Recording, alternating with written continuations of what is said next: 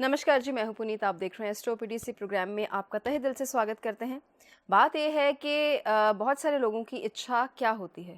पैसा ठीक है, नौकरी सही चल रही है वो भी ठीक है, बिजनेस भी है, ठीक ठाक सा चल रहा है वो भी ठीक है, लेकिन और चाहिए। या फिर दूसरी टर्म में कह लिए हम तो ढेर सारा पैसा चाहिए। थोड़ा नहीं, ढेर सारा पैसा चाहिए। जब देखते हैं कि अच्छा ये खिलाड़ी खेल रहा है, 2 मैच खेलता है और इतने पैसे ले लेता है। अच्छा ये जो बड़े-बड़े बिज़नेसमैन हैं, नाम तो चलो क्या लेना, लेकिन आपको पता है जो टॉप मोस्ट बिज़नेसमैन हैं, इंसान हो तो वहाँ पे हो, वरना यहाँ पे रहने पे तो कोई फ़ायदा नहीं है। वैसे तो ज़िंदगी में संतुष्ट रहना चाहिए, इससे बड़ा मंत्र और इससे अच्छी बात कोई और नहीं है, लेकिन फिर भी इंसानी भाव है, अगर सपने देखता है तो बुरा क्या है, पूरे भी तो कर सकता है। तो कैसे आए वो ढेर सारा पैसा, इस पे भी बात करेंगे। इस पे ही बात करेंगे रादर। बाकी नीचे जो नंबर है, अपॉइंटमेंट नंबर है, ये ही, इस पे आपको कॉल करना है टेलीफोनिक कॉन्वर्सेशन के लिए भी और मिलने आने के लिए भी। गुड लक रिपोर्ट के लिए भी यही नंबर है। एंड में आपको टिप ऑफ द डे भी दी जाएगी। और पहले स्वागत कर लें और लाएं फिर ढेर सारा पैसा। चलिए, बहुत बहुत स्वागत है सुनील। नमस्कार जी। नमस्कार जी। सुनील जी, सवाल ये है कि ढेर सारा पैसा कैसे आता है? जी पुनीत जी, सवाल तो आपने बहुत अच्छा पूछ लिया। मैंने दरअसल बड़ी कुंडलियाँ देखी हैं जिसमें अरबपति योग भी हैं, खरबपति योग भी हैं। बड़ी कुंडलियाँ आती हैं ऐसी। जब आप इस प्रैक्टिस में हो तो आपके सामने हर तरह का इंसान आता है। तो मैंने बहुत सारी कुंडलियाँ देखी। एक आपके साथ शेयर करता हूँ। एक कुंडली, कोई मुंबई से मेरे क्लाइंट हैं, बहुत बड़ा चेहरा है, खैर वो रियल एस्टेट में है। तो उनकी कुंडली के अंदर कॉम्बिनेशन देखा मैंने, एक राहु उच्च का 10वें घर का। इसकी एक्टिवेशन होती है, इसका एक सर्टन पीरियड होता है। ये ऐसे नहीं कि ये राहु, अगर आप एक आम परिवार में पैदा हुए और राहु आपका तीसरे का, तो आपको ज़रूरी नहीं है कि बहुत अच्छा परिवार ही मिलेगा। वो एक सिंपल परिवार से थे। राहु तीसरे राशि में 10वें घर के अंदर, उन्होंने लोहे का काम छोड़ा। लोहे का काम करती थी उनकी फैमिली, स्टील का काम करते थे उनके परिवार वाले, उनके फादर। वो काम छोड़ा और छोड़ के उन्होंने रियल एस्टेट में अपना हाथ आजमाया। और गिनती के 12 से 13 सालों में आज मुझे नहीं लगता कि उनके घर में कोई ऐसी गाड़ी है जो वो सोचे वो आ ना सकी हो। आप समझ गए मैं क्या कहना चाह रहा हूं, कि हर वो दुनिया की लग्जरी उनके आज कदमों में है। इतना पैसा है, इतना पैसा। अगर 1 करोड़ की गाड़ी पसंद भी आ जाती है, कोई मार्केट में 1 करोड़ की गाड़ी भी आती है, तो बस वो देखते हैं, फीचर अच्छे लगते हैं और वो गाड़ी ऑर्डर कर देते हैं। वो बात अलग है कि मेरे से कलर पूछ लेते हैं, हमेशा चेंज करने के लिए नंबर पूछ लेते हैं, वो अलग चीज़ है। बट उनकी आज हैसियत ऐसी है कि वो बहुत ज़्यादा पैसा उनके पास, अथाह पैसा जिसको बोलते हैं वो है। राहु जो है ना, राहु समझिएगा इस चीज़ को। राहु एक ऐसा प्लेनेट है जो जिसकी लिमिट्स कोई नहीं है। सबसे अनप्रडिक्टेबल प्लेनेट, और सबसे, मैं आज के हिसाब से अगर कहूं तो सबसे खूबसूरत प्लेनेट राहु है। इसका यूटिलाइजेशन इंसान को करना आना चाहिए। अब यही राहु नशा भी करवाता है। यही राहु है वो सड़कों पे लोगों को मैंने लुढ़कते भी देखा है। यही राहु सड़क पे भी लेके आता है। यही राहु है इंसान को सिंथेटिक नशों की तरफ ले जाएगा। यही राहु है लोग अपनी लाइफ बर्बाद कर बैठते हैं उल्टे सीधे कामों में। यही राहु है चोरी भी करवा देगा। हालांकि शनि इन्वॉल्व होते हैं, जब चोरी की बात आएगी तो शनि बीच में इन्वॉल्व होते हैं। लेकिन राहु हौसला देता है, हिम्मत देता है। इसने नहीं किया, मैं करके दिखाता हूं। ये नहीं कर सकता, मैं करके दिखाऊंगा। ये राहु है। सो राहु बहुत अनप्रडिक्टेबल। जब राहु की दशा चलती है किसी की कुंडली के अंदर, तो प्रिडिक्शन बहुत मुश्किल हो जाती है। ये कहना बहुत मुश्किल हो जाता है कि ये अच्छी जाएगी या बुरी जाएगी। स्टैंडर्ड फॉर्मूला है राहु उच्च का हो तो अच्छी जाएगी, लेकिन ऐसा नहीं होता। मैंने अपने केस स्टडीज में ये चीजें देखी हैं। राहु उच्च का, दशा लगी राहु की, लेकिन हालात बद से बदतर हुए, अच्छे नहीं हुए। उसके पीछे काम आती हैं फिर आपकी जिस नक्षत्र में राहु पड़ा होता है। सर्टन अच्छे नक्षत्र में राहु हो तो इंसान बहुत ऊंचाई देखता है, बहुत ऊंचाई। राहु को अगर आपको बैलेंस करना आ गया जिंदगी में, तो आप करोड़पति अरबपति बनने से आपको कोई नहीं रोक सकता, अगर राहु को बैलेंस करना आ गया तो। राहु की एनर्जी इतनी हाई है। आप छोटी सी एग्जांपल एक मैं देता हूं आपको। आप कोई हाई प्रोटीन्स लेते जाइए, बॉडी आपकी ये लॉक करे ना करे, आप लेते जाइए लेते जाइए लेते जाइए, क्या होगा? उसके आपको कॉन्सिक्वेंसेस दिखने शुरू हो जाएंगे, साइड इफेक्ट दिखने शुरू हो जाएंगे। बॉडी में प्रॉब्लम आनी शुरू हो जाएगी, क्योंकि आप ओवर कर रहे हो, ओवर। इसीलिए फिर हम डाइटिशियन के पास जाते हैं। वो डाइटिशियन आपके बॉडी के हिसाब से, आपकी रिपोर्ट्स, मेडिकल रिपोर्ट्स के हिसाब से आपको डाइट बना के देते हैं। इतनी मात्रा में प्रोटीन लेना है, इतनी मात्रा में कार्बोहाइड्रेट चाहिए हमें, इतनी मात्रा में हमें मिनरल्स चाहिए, इतनी मात्रा में हर चीज़ चाहिए। वो एक लिमिट सेट करके आपको एक डाइट चार्ट दे देते हैं। वैसे ही राहु ज़्यादा, इसकी एनर्जी अगर हाई कर लें आप, या कोई भी किसी वजह से सर्टन गलत उल्टे सीधे उपाय करके, तो ये खराब भी करता है। एनर्जी बैलेंस करने का काम जो है वो बड़ा जरूरी है। एनर्जी बैलेंस करनी जिसको आ गई, वो इंसान ग्रह को यूटिलाइज करके तरीके से उसका बेनिफिट ले जाता है। ये बैलेंस करना सबसे बड़ी बात है।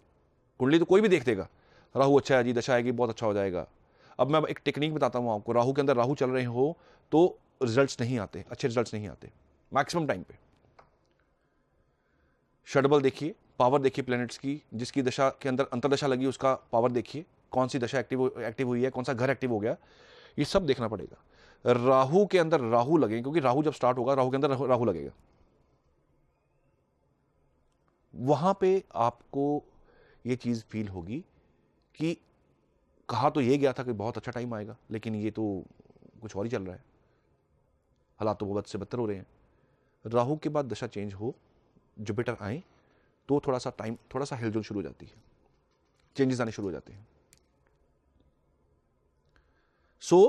राहु बहुत बढ़िया प्लैनेट। राहु आज के टाइम के हिसाब से सबसे बेस्ट प्लैनेट। राहु आज के हिसाब से करोड़पति बनाने वाला प्लैनेट, अरबपति बनाने वाला प्लैनेट, क्योंकि कोई लिमिट ही नहीं है। इंसान को खुद को पता नहीं होता मेरे पास पैसा कितना है, खुद नहीं मालूम है कि मेरे पास कितना पैसा है, हिसाब ही कोई नहीं है। जब शनि की बात करते हैं, शनि बनाते हैं करोड़पति।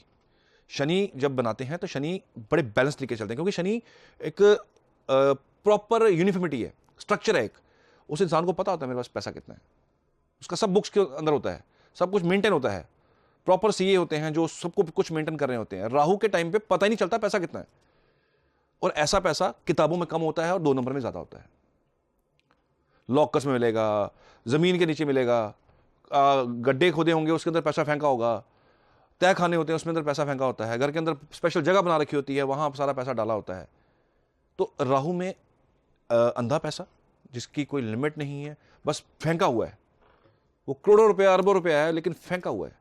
शनि में यूटिलाइज होता है, शनि में पैसा आता है। दोनों में फर्क समझिए, एक का पैसा समझ से बाहर, एक का पैसा प्रॉपर बुक्स के अंदर यूटिलाइज तरीके से, स्ट्रक्चर तरीके से, क्योंकि शनि लिमिट वाला प्लेनेट है, लिमिट होती है इनकी, स्ट्रक्चर होता है। ये शनि स्ट्रक्चर्ड प्रॉपर्टी है, इसलिए जो चीजें स्ट्रक्चर्ड तरीके से बनाई जाती हैं वो शनि के अधीन आती हैं।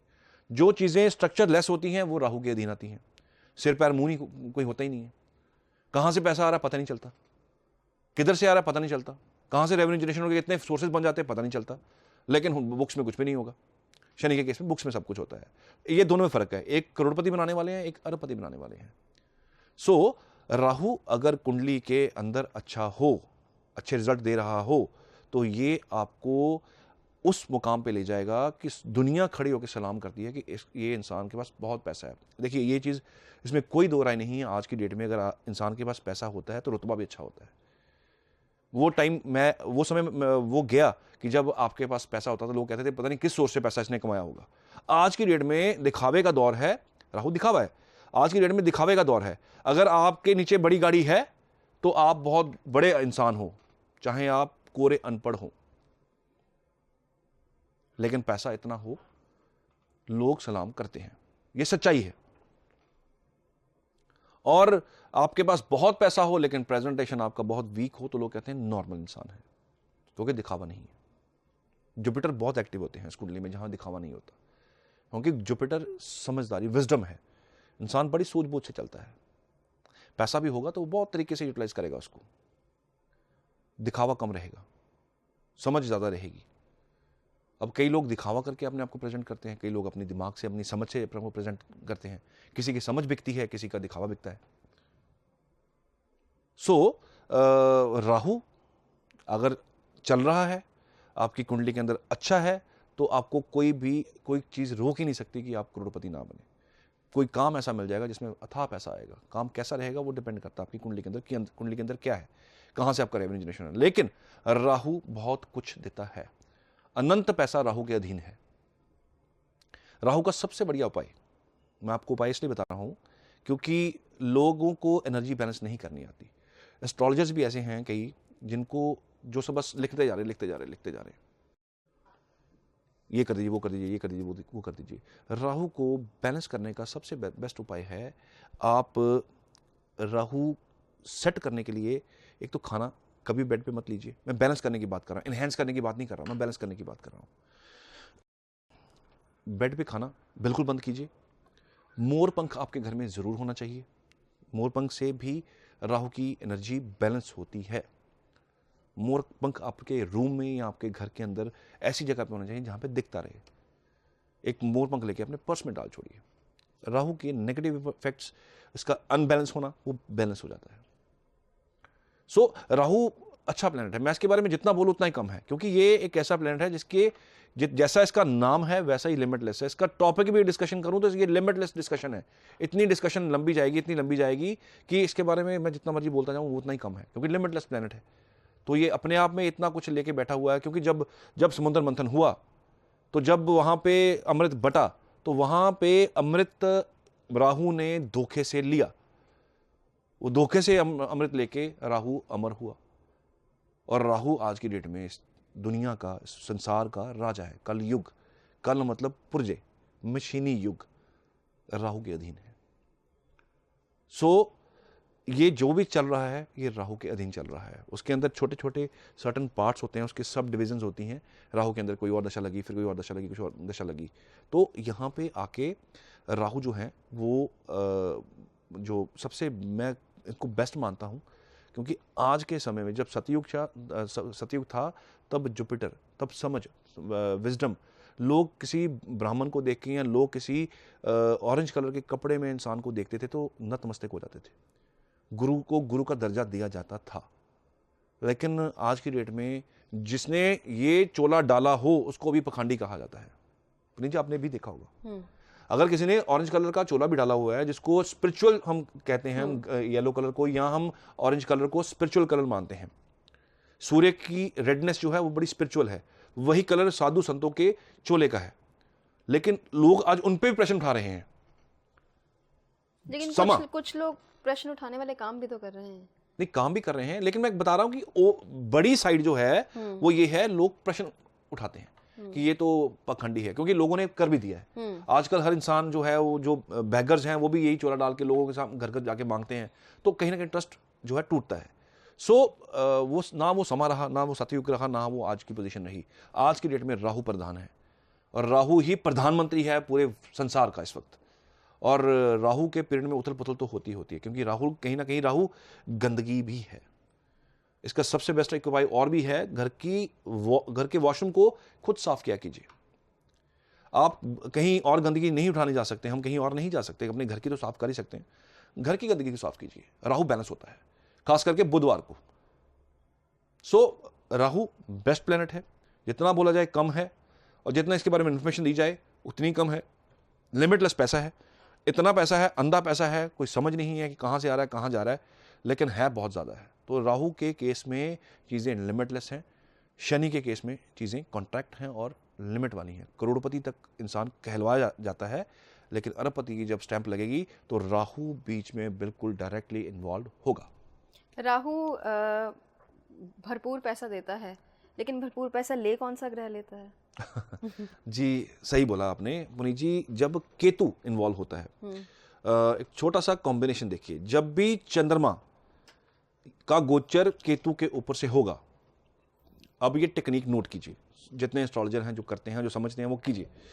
जब भी केतु का कंजंक्शन चंद्रमा के साथ बनेगा या चंद्रमा गोचर करते करते केतु के पास से गुजरेंगे, उस 2 दिन, सवा 2 दिन में आपको पैसे की किल्लत महसूस होगी। जब शुक्र केतु का कॉम्बिनेशन बनेगा, पैसों की किल्लत महसूस होगी। शुक्र पैसा है, खुला पैसा है शुक्र भी, शुक्र लग्जरी लाइफ है। तो जब केतु का कंजंक्शन शुक्र के साथ बनेगा, पैसों का इशू आएगा। केतु का चंद्रमा के साथ कंजंक्शन बनेगा, पैसे की कमी आएगी। कमी की बात पुनीत जी ने की, कमी इन्हीं हालातों में आती है। जिसकी कुंडली में केतु शुक्र अगर इकट्ठे कॉम्बिनेशन में हो, इन इंसानों, ऐसे लोगों को हमेशा पैसे की किल्लत महसूस होती है। जितना मर्जी चाहे इनके पास पैसा हो, लेकिन इनको इसकी किल्लत महसूस होती है। एक राहु एक चीज़ और देता है, एक इनसिक्योरिटी देता है। इंसान लाख रुपए दिन का कमा रहा हो ना, 1 लाख रुपए दिन का कमा रहा हो, तब भी उसका मन इनसिक्योर रहेगा। क्यों? कहीं मेरा काम ना बंद हो जाए, ये काम चलता तो रहेगा, कहीं कुछ गड़बड़ ना हो जाए, कहीं मेरा कोई ऐसा ना कोई हालात आ जाए कि मेरा ये काम किसी तरह से छिन जाए मेरे से। वो एक इनसिक्योरिटी वाला माहौल राहु दे देता है। ये चलता है, ये साथ साथ चलता है। सो राहु अनप्रेडिक्टेबल है, भय है, डर है, फोबिया भी है। राहु चंद्रमा कंजक्ट हो तो इंसान के दिमाग में फोबिया बैठ जाता है। ऐसे इंसान के दिमाग से चीज़ निकालनी बड़ी मुश्किल हो जाती है। मेरे पास कुंडली आती है, जब राहु चंद्रमा कंजक्ट हो, मुझे पता होता है कि ये कहीं ना कहीं कुंडलियां दिखा के पहले आए हैं और वहम लेके आए हैं साथ में। ये भी क्लियर है चीज़।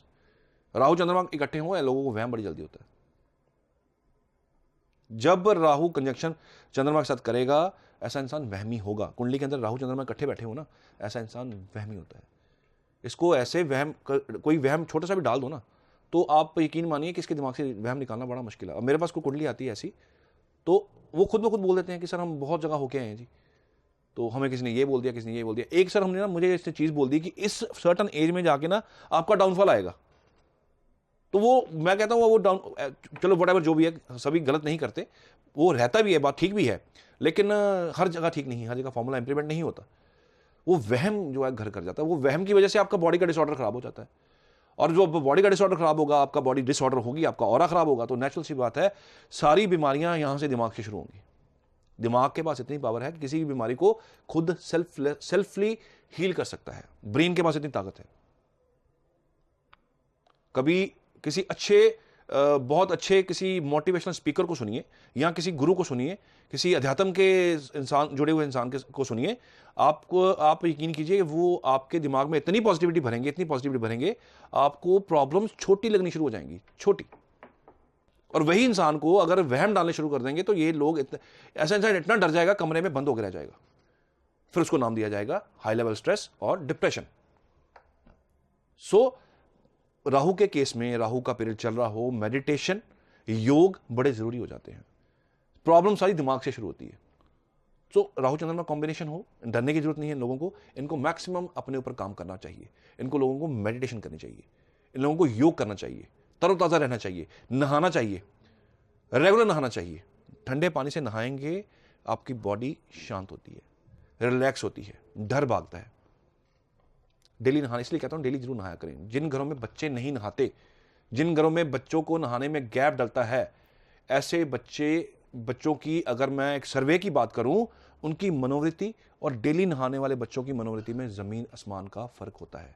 वो इतनी पॉजिटिव होते हैं, वो इतनी नेगेटिव होते हैं। चेक करके देख लीजिएगा, ये एक सर्वे है, सर्वे में बोला गया है। मैं सर्वेस पढ़ता रहता हूं क्योंकि उसमें निचोड़ निकलता है। जब कोई देश सर्वे करता है कोई, उसमें निचोड़ निकाला होता है उन्होंने। तो ये सर्वे है कि जब एक बच्चा कम नहा रहा है, एक बच्चा रेगुलर नहा रहा है, इस बच्चे के पास पॉजिटिविटी बहुत भर भर के होगी और इस बच्चे के पास नेगेटिविटी भर भर के होगी। इसलिए कहता हूं डेली नहाया कीजिए, रोज नहाया कीजिए। गंदगी निकलती है दिमाग की भी और शरीर की भी।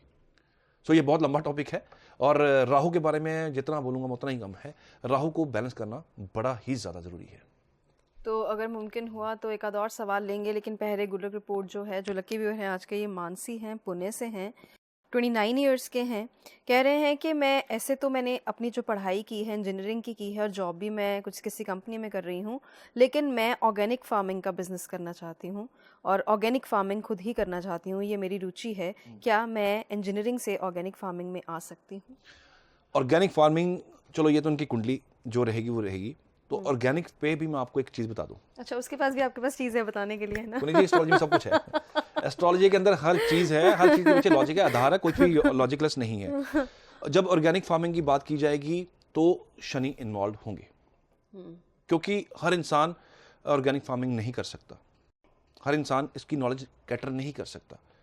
इनकी कुंडली के अंदर बिना देखे बता रहा हूँ, अभी मैंने देखी नहीं है, बिना देखे बता रहा हूँ कि इनकी कुंडली के अंदर शनि कहीं ना कहीं बहुत ही अच्छी प्लेसमेंट में है।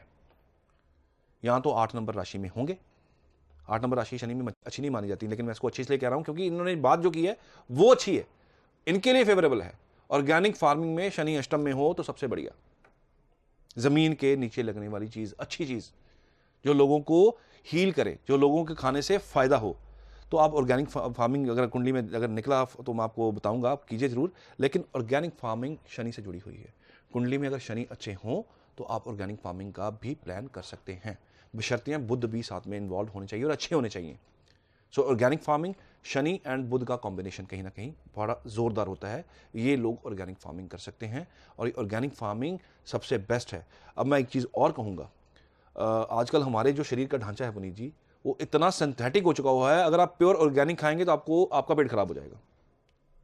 आप एक छोटा सा एक तजुर्बा करके देखिए, ज्वारे का जूस होता है जो आमतौर पे बहुत कॉमन चीज़ हो चुकी है आज की डेट में, एक गिलास 30 ml का एक गिलास पी के देखिए, आपको लगेगा पेट खराब होना शुरू हो गया, क्योंकि वो इतना प्योर है, इतना साफ सुथरा है, इतनी प्योरिटी है, ऑर्गेनिक वो जूस है कि आपका पेट पचा ही नहीं सकता। क्यों? हमने मेडिसिन खाई हुई हैं, हमने सिंथेटिक फूड खाया है, हमने वो खाना खाया है, वो सब्जियां खाई हैं जो पेस्टिसाइड से लदी पड़ी हैं, दूध हम पी रहे हैं वो गाय को इंजेक्शन लगा हुआ है, तो सब कुछ तो सिंथेटिक है। तो इतना ऑर्गेनिक फूड भी अगर हमारे पेट को अगर दे दिया जाए तो पहले तो पेट ही क्वेश्चन पूछेगा कि भैया आज ये मुझे क्या दे दिया, वही पचा नहीं पाएगा।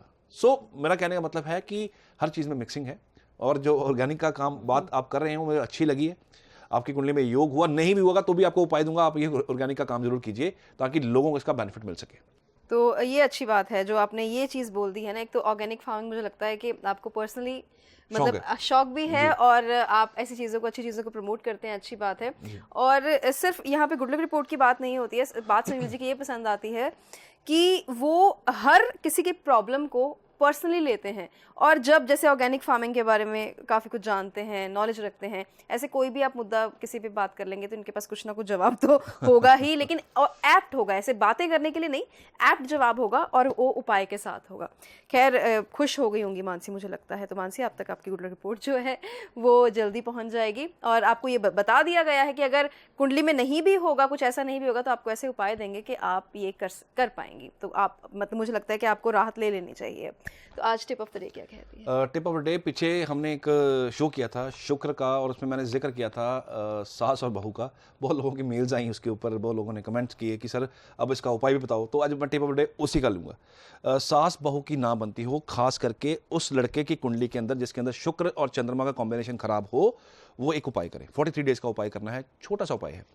गाय का दूध लीजिए, स्टील की कटोरी लीजिए, स्टील की कटोरी के अंदर गाय का दूध डालिए, थोड़ा सा उसके अंदर मक्खन डालिए, और 43 डेज़ मंदिर में जाके शिवलिंग के ऊपर चढ़ा दीजिए। 43 डेज़ लगातार कीजिए। मंडे से स्टार्ट कर दीजिए इसको, या फ्राइडे से स्टार्ट कर दीजिए, शुक्रवार या सोमवार से स्टार्ट कर दीजिए। 43 डेज़ कीजिए। वो लड़का करेगा जिसकी कुंडली में ये कॉम्बिनेशन है, और ये आप खुद देखेंगे धीरे धीरे इनके बिहेवियर में, इनके आपस में इनकी मिक्सिंग होना, आपस में मेल जो है वो ठीक होना शुरू हो गया है। कहीं ना कहीं आप रिलैक्स ज़रूर हो जाएंगे। तो कमाल है सुनील जी, इतनी छोटी सी बात है और छोटा सा उपाय है और फ़ायदा कितना बड़ा है। मतलब अक्सर यहाँ पे आपको, मुझे लगता है कि सुनील जी के पास कोई बहुत बड़े बड़े उपाय होते होंगे तो वो कहीं और ही बताते होंगे, यहाँ तो इस एपिसोड में या इस प्रोग्राम में तो नहीं बताते हैं। उसके कारण शायद ये है कि मोस्टली जो लोग हैं, आवाम है, जनता है, जो परिवार के मेंबर हैं, वो ज़रूरी नहीं कि सारे चीज़ें अफोर्ड कर सकें। कुछ चीज़ें सिर्फ ऐसे ही हो जाती हैं कि आपको इतनी छोटी सी बात बता दी जाएगी कि आपको लगेगा कि अच्छा इतना सा करके हमें इतना सारा फ़ायदा हो रहा है, और ऐसी चीज़ों की पूरी लिस्ट होगी सुनील जी के पास जो कि छोटे छोटे उपाय से आपकी बड़ी बड़ी जो मुश्किलें हैं वो हल कर सकते होंगे। तो अच्छी बात है, एस्ट्रोपीडी है, ये परिवार है अपना, और परिवार के लिए इतना नहीं किया तो फिर क्या किया। बाकी आप अपना बहुत बहुत ध्यान रखिए। दिन जो हैं मुझे लगता है कि शुभ तब होते हैं जब आपका मन जो है वो शुद्ध हो। तो फिर फ़ोन को रात को साइड पे रख के अच्छी सी नींद लीजिए और ध्यान। धन्यवाद।